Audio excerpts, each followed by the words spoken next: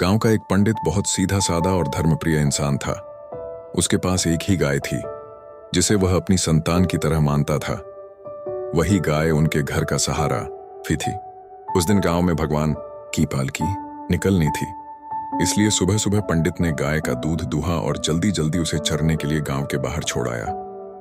दिन भर पालकी की शोभा यात्रा में पंडित इतना व्यस्त हो गया कि उसे गाय की सुध ही नहीं रही। उधर गाय किसी किसान के खेत में चली गई और मूंगफली खाने लगी। किसान ने उसे भगाने की कोशिश की।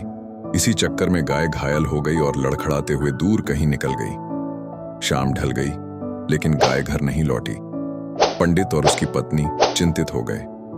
रात भर उन्होंने गाय का इंतजार किया, पर गाय नहीं आई।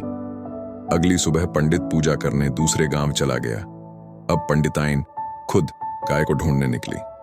गांव की गलियों और खेतों में ढूंढते ढूंढते वह थक गई। तभी रास्ते में उसने देखा गाय घायल अवस्था में धीरे धीरे लंगड़ाती हुई गांव की ओर लौट रही है। अपनी गाय की ऐसी हालत देखकर पंडिताइन की आंखों से आंसू निकल पड़े। उसने तुरंत गाय को सहारा देकर घर लाया। गांव का वैद्य बुलाया गया। उसने मलहम पट्टी की, लेकिन गाय की तकलीफ देख पंडित और पंडिताइन दोनों रो पड़े। गांव वाले भी इकट्ठा हो गए और सबने कहा, जानवर भी परिवार का हिस्सा होते हैं।